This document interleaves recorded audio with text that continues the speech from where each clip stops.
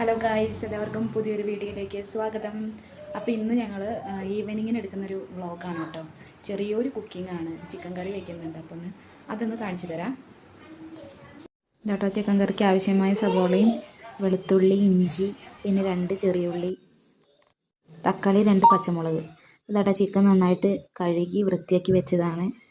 ഇനി നമുക്കൊരു ചട്ടി വെച്ചിട്ട് അതിൽ ചട്ടി ചൂടായി വരുമ്പോൾ വെളിച്ചെണ്ണ ഒഴിക്കുക. വെളിച്ചെണ്ണ അല്ല, സൺഫ്ലവർ ഓയിലാട്ടോ ഞാനിവിടെ ഉപയോഗിക്കുന്നത്. സൺഫ്ലവർ ഓയിൽ ഒഴിച്ച് കുറച്ച് കടുക് ഇട്ടു കേട്ടോ. പിന്നെ സവോള ഇട്ടു. സവോള നന്നായിട്ട് വാടി വരട്ടെ. കുറച്ച് ഉപ്പിട്ടിട്ടാണ് സവോള വാട്ടിയെടുത്തത്.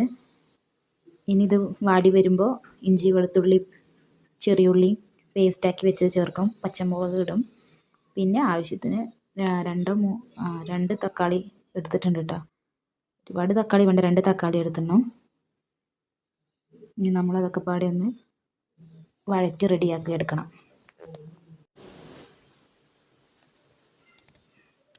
നമുക്കിതൊന്ന് വഴറ്റി റെഡിയാക്കി എടുക്കാം. ഓരോന്നും ചേർത്ത് കൊടുക്കാം കേട്ടോ. സവോള നന്നായിട്ട് വഴറ്റി എടുക്കുന്നുണ്ട്.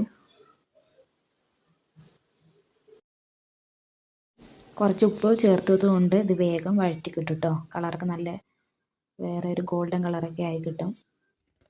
അപ്പോൾ നമുക്ക് ഒന്നുകൂടി നന്നായിട്ട് വഴറ്റിയെടുക്കാം.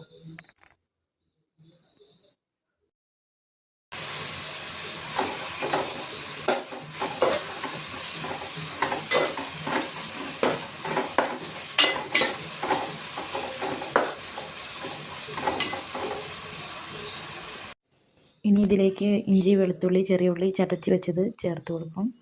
എന്നിട്ട് ഒന്നുകൂടി നന്നായിട്ട് മിക്സ് ചെയ്യും. അതിന് ശേഷം തക്കാളി ഇടും. തക്കാളി നന്നായിട്ടൊന്ന് വഴറ്റിയെടുത്തതിന് ശേഷം പൊടികളൊക്കെ ചേർക്കും കേട്ടോ. ഇങ്ങനെ ചെയ്യാറ് കേട്ടോ. ഞാൻ ഇവിടെ വന്നിട്ടാട്ടോ ചിക്കൻ കറിയിൽ കടുക് ഇടാൻ തുടങ്ങിയത്. എൻ്റെ വീട്ടിലൊന്നും ചിക്കൻ വെക്കുമ്പോൾ കടുകിടില്ല കേട്ടോ. ഇവിടെ വന്നിട്ടാണ് കടുക് ഇടാൻ തുടങ്ങിയത്. പക്ഷെ ഇത്ര കടുകൊന്നും ഇടില്ല കേട്ടോ. കുറച്ച് കടുക് കൂടിപ്പോയി. എന്നാലും കുഴപ്പമൊന്നുമില്ല. അങ്ങനെ കഴിക്കണ വിധത്തിലൊന്നുമല്ല, എന്നാലും കുഴപ്പമില്ല കേട്ടോ. നമ്മളിത് റോസ്റ്റാക്കി എടുക്കാൻ വേണ്ടിയിട്ടാണ്.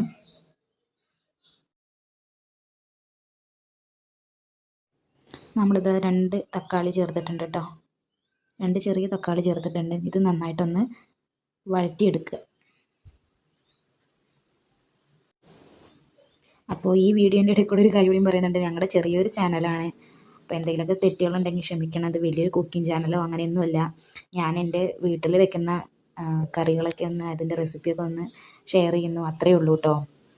ഞങ്ങളുടെ വീട്ടിൽ ഇങ്ങനെയൊക്കെ ചക്കക്കറി എന്ന് പറയണത്, ചിക്കൻ കറി വെക്കുന്നത്. അപ്പോൾ അതൊന്ന് കാണിച്ചു തരാൻ വിചാരിച്ചു, അത്രയേ ഉള്ളൂ കേട്ടോ. അപ്പോൾ എന്തായാലും നിങ്ങൾക്കിത് കണ്ടിട്ട് ഇഷ്ടമാവുകയാണെങ്കിൽ ഇതുപോലെ ഒന്ന് വീട്ടിലുണ്ടാക്കി നോക്കൂ.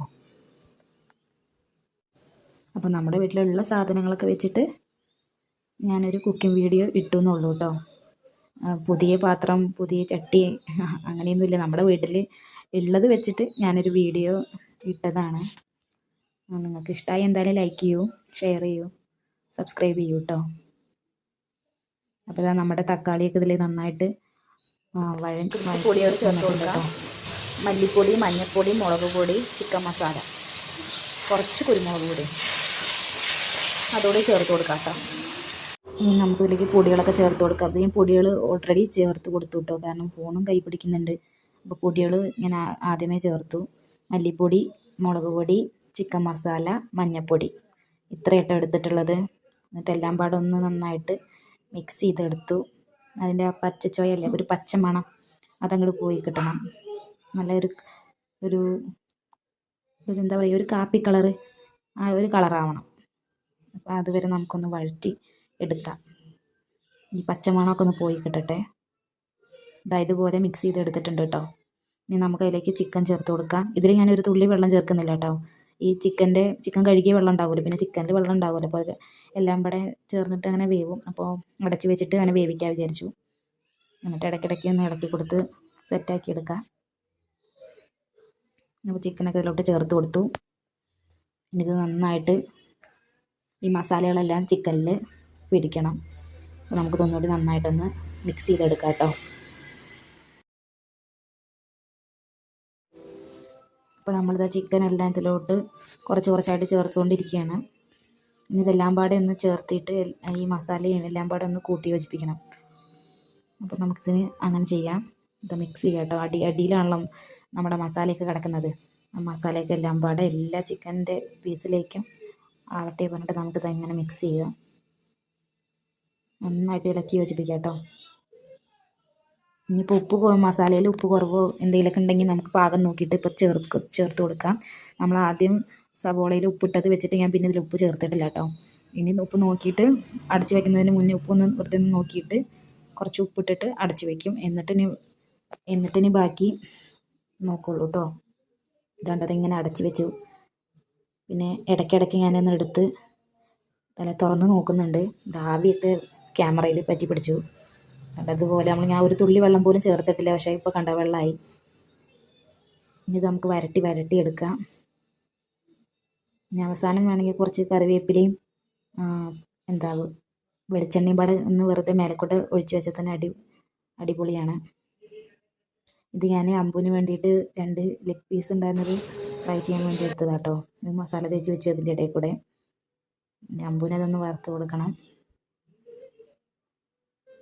അതിനവിടെ ഒരു ഭാഗത്ത് അതും ഒരു ഭാഗത്ത് നമ്മുടെ ചിക്കൻ കറിയും ആയും കൊണ്ടിരിക്കുക കേട്ടോ. നമ്മുടെ ചിക്കൻ്റെ കളറൊക്കെ മാറിയില്ലേ. ഇനിയിപ്പോൾ അടിപൊളി കളറായിട്ട് കിട്ടുന്നുണ്ട് കേട്ടോ. ഇവിടെ എല്ലാവർക്കും ഇങ്ങനെ ഒരു കളറായി കിട്ടുന്നത് കൂടുതൽ ഇഷ്ടം. ഒരു മഞ്ഞ കളറിൽ അങ്ങനെ കാണുന്നത് വലിയ പിടുത്തല്ലത്. ഇതൊന്ന് കളറൊക്കെ മാറി നല്ല ഇങ്ങനത്തെ ഒരു ചുവപ്പോ കാപ്പി കളർ ഇങ്ങനെ ഒരു കളറില്ലേ. ഇനിയിപ്പോൾ ഒന്നുകൂടി നല്ലൊരു കളറും വ്യത്യാസം വരും കേട്ടോ. ഞങ്ങൾ ഒന്നുകൂടി ഒന്ന് അടച്ച് വെച്ച് വേവിച്ചാൽ കളർ ഒന്നുകൂടി മാറും കേട്ടോ. അടി പിടിക്കാണ്ട് നോക്കണം. അതിന് ഇടയ്ക്കിടയ്ക്ക് ഒന്ന് ഇളക്കി കൊടുത്താൽ മതി കേട്ടോ. നമുക്കിതൊക്കെ ഒന്നുകൂടി വേവ് നോക്കിയിട്ട് വേവ് എങ്ങനെയാണോ നോക്കിയിട്ട് പിന്നെ ഒന്ന് അടച്ച് വെച്ച് വേവിച്ചാൽ മതി. ഞങ്ങൾ ചിക്കൻ കറിയൊക്കെ ഇവിടെ റെഡി ആയിക്കൊണ്ടിരിക്കുന്നുണ്ട്. അപ്പുറത്ത് അമ്പൂൻ്റെ ലെഗ് പീസ് ഫ്രൈ ചെയ്തുകൊണ്ടിരിക്കുന്നു. അപ്പോൾ എനിക്ക് പറയാനുള്ളത്, നമ്മളെന്തായാലും വീട്ടിൽ കുക്ക് ചെയ്യുമ്പോൾ നല്ല വൃത്തിയുള്ള പാത്രത്തിൽ തന്നെയല്ലേ കുക്ക് ചെയ്യാറ്. കാണാൻ ചിലപ്പോൾ വലിയ ചന്തമൊന്നും കാണത്തില്ല. പക്ഷെ എന്തായാലും നല്ല വൃത്തിയുള്ള പാത്രത്തിലാണല്ലോ എല്ലാവരും കുക്ക് ചെയ്യാറ്. അപ്പോൾ ഞങ്ങളും അങ്ങനെയൊക്കെ തന്നെയാണ് കേട്ടോ. വൃത്തിയില്ലാത്ത പാത്രത്തിലാരെങ്കിലും ഇങ്ങനെ കഴിക്കാനുള്ള ഭക്ഷണം ഇങ്ങനെ റെഡിയാക്കുമോ?